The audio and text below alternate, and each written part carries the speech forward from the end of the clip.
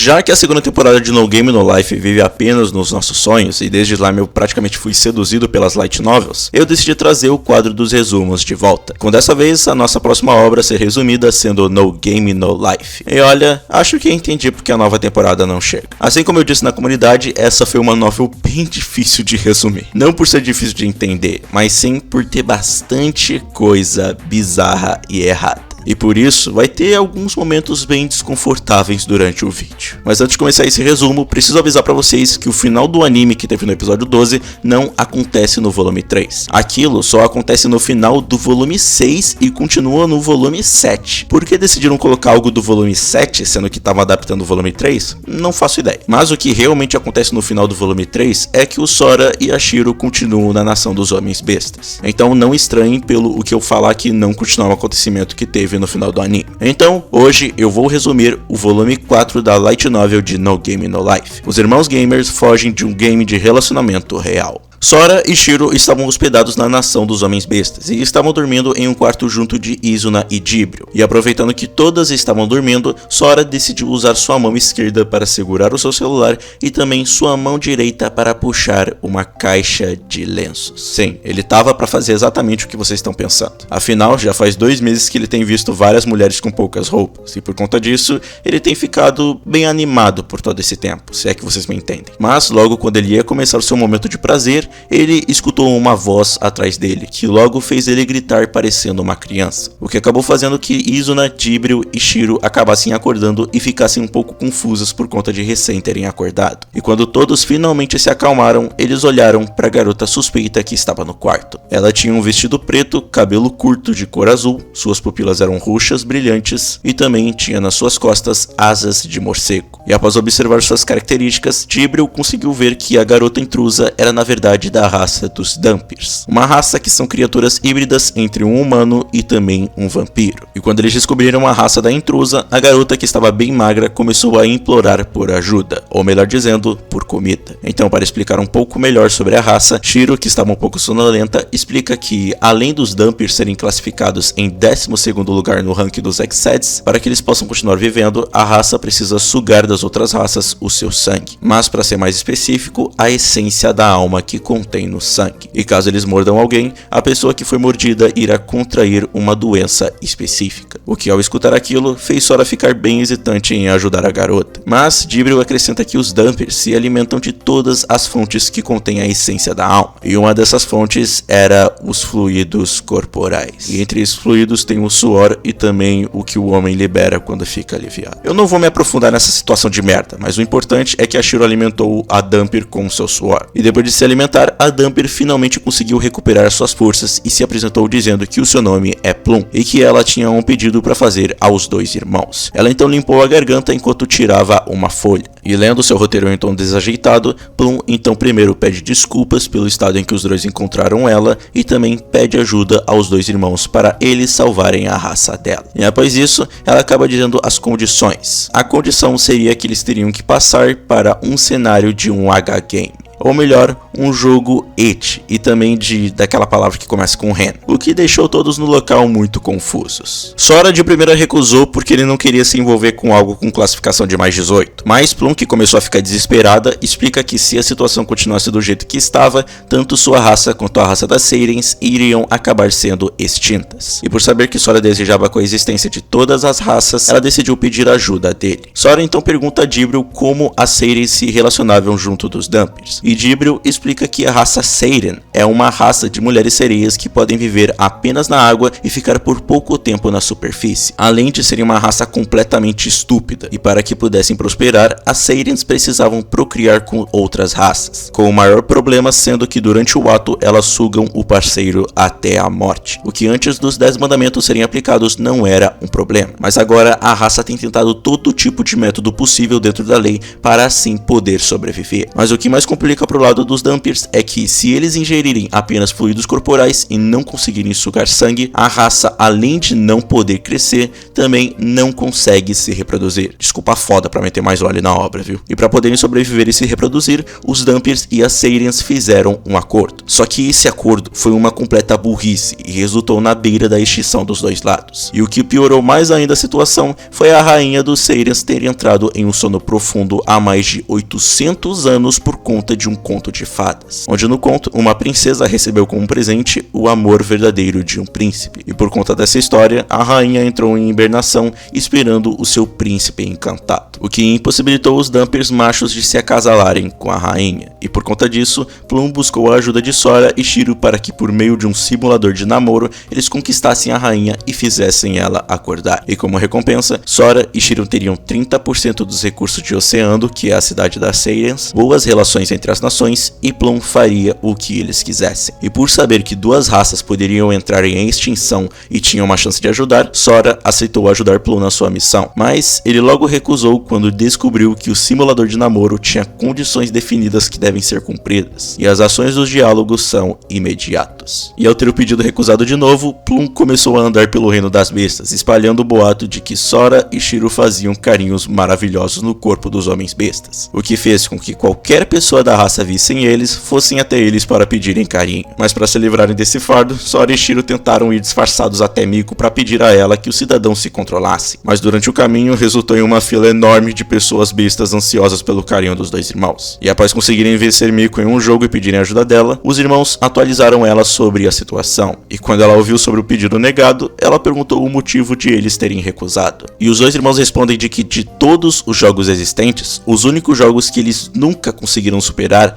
eram os jogos de simulação de vida real e jogos de simulação de amor real. Afinal, os dois não passavam de hikikomores virgens que se trancavam nos seus quartos antigamente. E depois de terem revelado sobre suas situações, eles acabaram perguntando pra Miko sobre o que era o amor. Só que mesmo tendo vivido vários anos, nem mesmo Miko sabia sobre o sentimento amor. Só que Plum, que estava no local, começou a ficar desesperada e disse que ela tinha uma contramedida para esse problema. E essa contramedida seria uma magia da rainha para assim forçá-la a se apaixonar pelo Sora. E como a intenção da rainha era se apaixonar, isso não violaria os 10 juramentos. E para demonstrar o efeito da magia, Plum a lançou em Miko para ela se apaixonar pelo Sora. Mas para o feitiço ter efeito completo, Sora teria que pegar no seio de Miko. E quando ele fez isso, a magia funcionou com sucesso, mas de um jeito diferente do esperado, já que Miko parecia estar desprezando Sora enquanto tinha um sentimento que ela acreditava ser amor. E a explicação para esse efeito é que o amor não é exatamente implementado no alvo, mas sim é uma ilusão que falsifica a cognição, ou seja, o sentimento de amor que o alvo acredita estar sentindo seria mais como uma interpretação do que ele acredita significar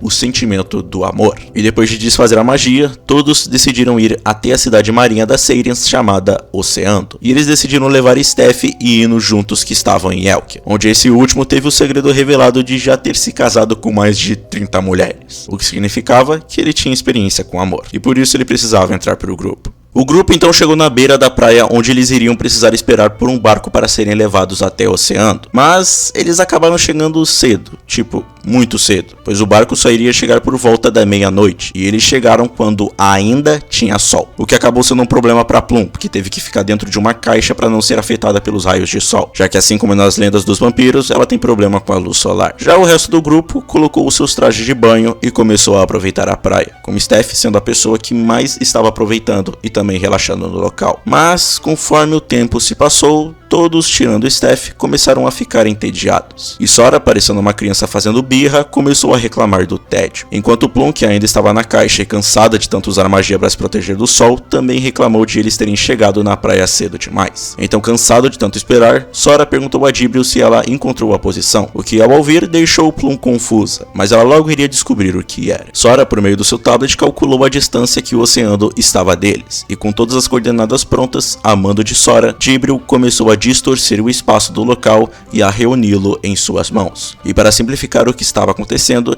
Tíbril estava absorvendo todos os espíritos da área. E logo nas suas mãos, os espíritos absorvidos foram sendo comprimidos, espremidos, condensados, minimizados, concentrados e finalmente soltando um clarão de luz. E logo na sua mão direita, um vórtice de luz semelhante a um pilar começou a se formar gradualmente. E um adendo, isso tudo era apenas 5% do poder dela. E ao finalmente, depois de um tempo, poder usar seus poderes de novo, Tíbril, com tamanho poder, desceu com velocidade em direção ao mar. E com o ataque feito, depois de alguns segundos, junto com um som estrondoso alto o suficiente para fazer a terra tremer, uma onda enorme subiu alto o suficiente para alcançar os céus. E com essa magia, Tíbril conseguiu abrir o mar, e após isso, todos então se juntaram junto de Tíbril, e graças ao mar aberto, Tíbril agora conseguiria se teletransportar até o oceano, que estava a uma distância de 378,23 km.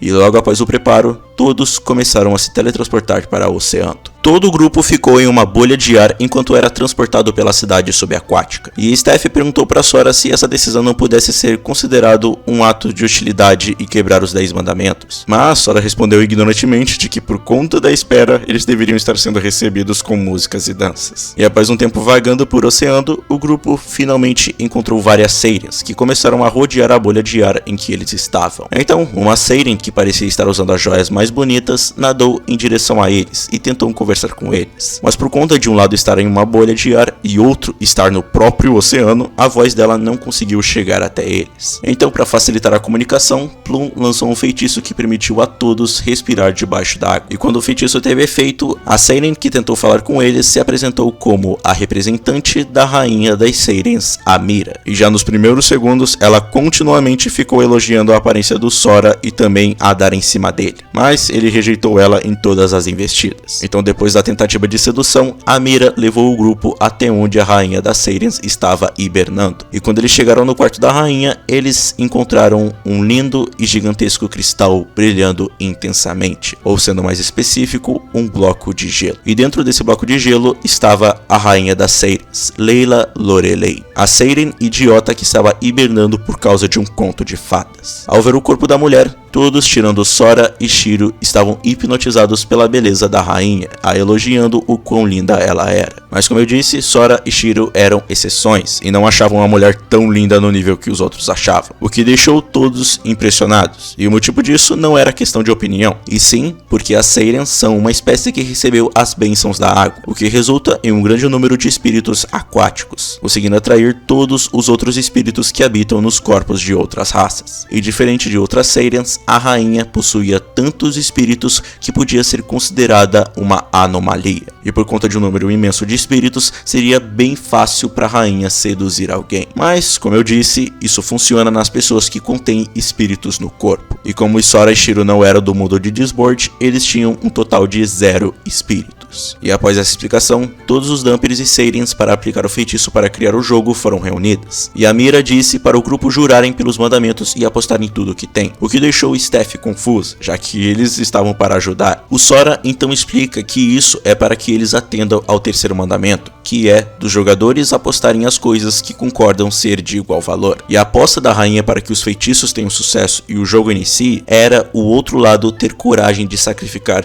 tudo o que tem. E após isso, Plum explica que quando os feitiços forem lançados, eles estariam em um sonho onde o ambiente poderia ser configurado de acordo com o que Sora quisesse. E sempre que ele quisesse modificar algo, Plum iria aplicar essas mudanças. E também de que o jogo só seria considerado ganho se fizessem a rainha se apaixonar por algum deles. Mas se a confissão fosse rejeitada, o perdedor sairia do jogo e teria que dar tudo de acordo com a aposta. E assim, depois que todo o jogo e suas regras foram explicadas, todos se prepararam para o jogo que salvaria 2 raças inteiras. E após dizer a palavra Shanty, o grupo começou o seu jogo de romance realista. Infelizmente, Plum sem querer confundiu a imaginação do Sora e da rainha sobre como o mundo dos sonhos deveria ser, e o grupo acabou sendo transportado para o meio do mar e começaram a se afogar. Mas logo Plum já aplicou as mudanças ao ambiente e criou uma escola subaquática, onde o grupo conseguiria respirar debaixo d'água. E quando o ambiente foi criado, eles acabaram vendo em sua visão os ícones da tela de seleção de opções. E entre essas opções tinha um ícone que foi chamado de Love Trap, que quando selecionado colocaria a magia do amor em ação e conquistaria a rainha Layla. Mas depois de explicar sobre os ícones, todos receberam os seus uniformes escolares. Miku, Izuna e Shiro receberam uniformes marinheiros, enquanto Sora, Ino e Steph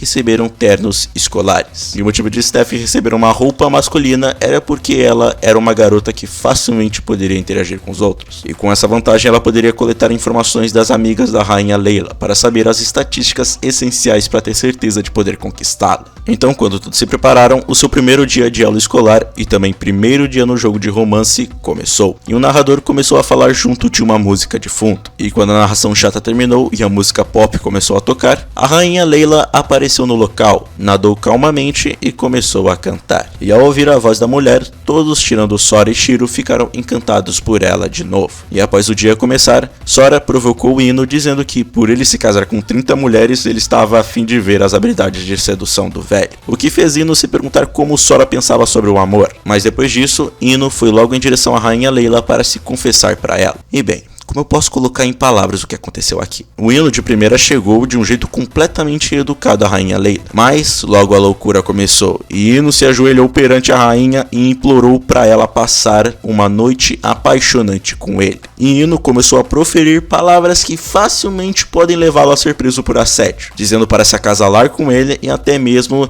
ele falou da espada dele. O que claramente, além de ser considerado crime, também espantou a imperatriz e fez ela sair correndo de medo dele. E o Ino ficou caído no chão, imóvel, parecendo extremamente deprimido. E por mais que seja impossível de acreditar, essa é a posição que ele mais vai ficar parado por bastante tempo. Depois de ver esse crime acontecendo, o grupo decidiu escolher a opção de sair da escola para eles começarem a coletar informações e conseguirem as estatísticas necessárias para conquistar a rainha. E logo no segundo dia, Steph conseguiu das garotas da escola muitas informações pessoais dela, o que deixou Sora surpreso, mas ele ficou aborrecido quando viu várias mulheres se agarrando em Steph por pensarem que ela era um homem. E eles começaram a sua vida escolar enquanto tentavam se tornar um homem ideal para a heroína principal. E isso demandou muito tempo. Mas muito tempo mesmo, pois eles passaram mais de 40 dias no tempo do jogo, onde os primeiros dias até que foram interessantes, mas depois disso nada foi mais do mesmo jeito. Mas uma coisa bizarra que aconteceu em todos esses dias era que Ino em todos os dias estava curvado na entrada do colégio, enquanto dizia "deixe-me ter você", demonstrando sua dignidade como homem, mas também como ato de provar o seu amor, o que acabou refutando o pensamento de Sora de que o amor se tratava de ler os corações. Mas, de repente, a rainha Layla acabou aparecendo no local, e sua linha de visão mal tocou Sora e focou em Ino. A rainha então se aproximou dele e tocou nas bochechas, e falando com uma voz que encantaria qualquer ouvinte, Layla infelizmente acabou rejeitando Ino, dizendo que eles não poderiam ficar juntos, o que já decidiria a derrota do velho. Mas ele foi persistente. Para cumprir as ordens de Miku, Ino selecionou o comando de tela de seleção, que era a armadilha da magia do amor, e logo ele agarrou os seios de Layla. E assim, Plum começou a sentir dor por ter a sua magia drenada. E após esse ato criminoso, o rosto da Layla ficou completamente vermelha, enquanto suas batidas cardíacas estavam aumentando. E por bem ou por mal, a rainha se apaixonaria, mas não foi isso que aconteceu, e infelizmente ela resistiu com a decisão de rejeitar a confissão de Ino. Ela então pediu desculpas e nadou em direção aos prédios da escola. E então as palavras Hatsune Ino perdeu apareceram no mundo, e aos poucos ele foi se transformando em cinzas e sendo expulso do jogo. E ao ver aquilo, Sora deixou de ser um homem emocionalmente carregado, suplicante e desesperado de antes. Aquele Sora de agora era um homem com olhos de caçador que tinha pena da presa que havia caído na armadilha. Plum não estava entendendo aquilo, mas todo o resto entendia. Ele então se virou e falou com o seu grupo enquanto olhava para trás. Sim, terminamos de jogar. Está completo. E logo ele deu uma ordem para Dibrio, e como os desejos dele eram como ordens para ela, o feitiço, que foi realizado por dezenas e dezenas de Dampers e Seirens, acabou sendo estilhaçado. O espaço ao redor explodiu e todos tirando o grupo ficaram confusos com aquele acontecimento, e Sora apenas respondeu dizendo que as regras não diziam nada sobre eles poderem sair do jogo e salvar. E depois de falar isso, Dibrio, a mando de Sora, restaurou o ar no local onde eles estavam. E logo após isso, Miku ativou o seu modo devastação de sangue, e quando ela parecia estar à beira de um colapso, ela fortaleceu a sua vontade. Sentou-se de pernas cruzadas, colocou as mãos no rosto enquanto sorria e revelou de que o jogo que eles estavam jogando tinha muitas mentiras no meio. Uma delas é sobre Ymira não querer acordar a rainha Layla, já que o feitiço de Plum teve efeito com sucesso, e também tudo sobre cumprir a aposta da rainha não passar de uma mentira. E sem querer perder tempo para explicar o seu raciocínio, Sora ordenou a Dibril os tirarem de Oceano e os levarem de volta para a praia, mesmo que Ino esteja sendo usado como refém, o que Dibril logo respondeu como desejado, e acabaram levando o Plum junto do teletransporte. Então, quando todos voltaram à praia, o sol já havia se posto há muito tempo, e aproveitando que durante o teletransporte eles pegaram alguns peixes acidentalmente, eles decidiram grelhar os peixes para experimentar. Mas Steph, assim como a gente, não estava entendendo nada do que estava acontecendo, e Sora, para responder à dúvida dela, apenas diz que Plum queria os enganar. E então ele começa a explicar toda a situação. Para começar, tudo se inicia na história que os Dampers tinham contado, que desde o início já era bem suspeito, já que eles tinham um feitiço para fazer a rainha se apaixonar por alguém, por que eles precisariam da ajuda dos reis da raça mais fraca? Mas o problema de tudo isso era que, mesmo que a história fosse suspeita, Plum não estava mentindo. Não adiantava se fosse Izuna ou até mesmo Miko, que podiam saber se alguém estava mentindo, tentassem procurar alguma mentira no meio. A Dampier estava contando a verdade. E é aí onde estava o X da questão. Durante o relato da recompensa, caso eles ganhassem, ela não estava mentindo, mas também não estava falando a verdade. Então, para tentar explicar com palavras melhores, Sora diz que esse jogo é como uma corrida de cavalos, ou melhor dizendo, uma aposta. E se isso fosse como uma corrida de cavalos, para onde iria o prêmio da competição? Simples, nenhum lugar, porque nenhum prêmio real foi prometido. Afinal, a rainha das Saiyans em nenhum momento apostou as recompensas ditas. Então Miko, continuando a explicação, começou a brincar com seu espeto com peixe e disse que essa série de jogos tinha dois lados. Mas quando Sora mencionou as recompensas por ganhar,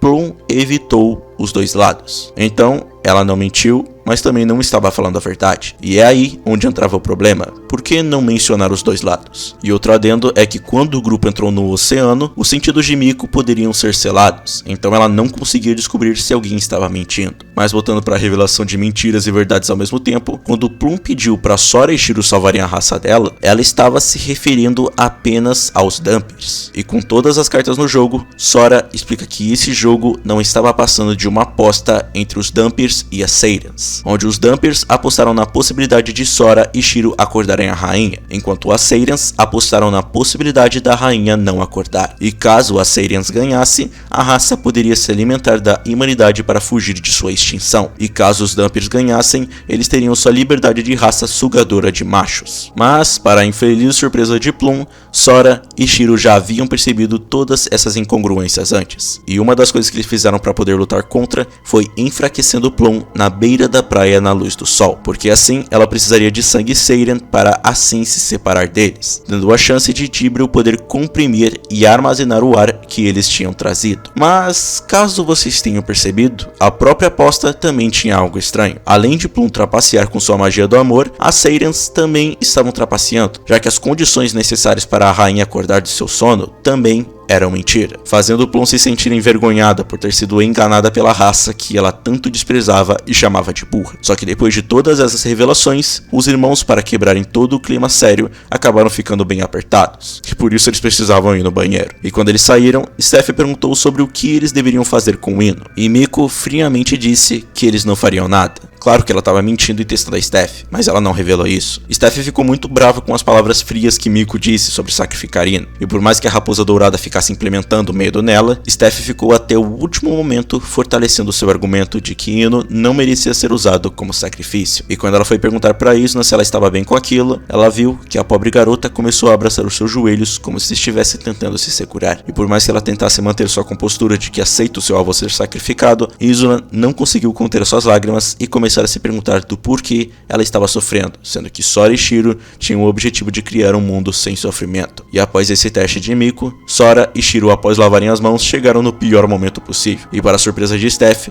Sora entrou no tópico original de tentar acordar a rainha Layla e também de resgatar Ino. E o principal e maior problema que eles têm que resolver é descobrir as verdadeiras condições para acordar a rainha Layla. E o único jeito de descobrirem isso é olhando os registros das pessoas que participaram do jogo antes e deduzir as condições de vitória. E havia um único lugar que provavelmente tinha esses registros. E quando ele disse isso, Tibriel começou a aparecer empolgada, ajoelhando-se no chão, começando a rezar e dizendo que finalmente os Flugels terão um novo mestre. Enquanto Plum ficou desesperada, não querendo ir ao lugar onde, segundo ela, tinha monstros. Sora a ignorou e pegou na mão de Shir. Então, ele assentiu levemente. O lugar que eles iriam era o lugar onde a raça Flugel residia, considerada a maior biblioteca de Disboard.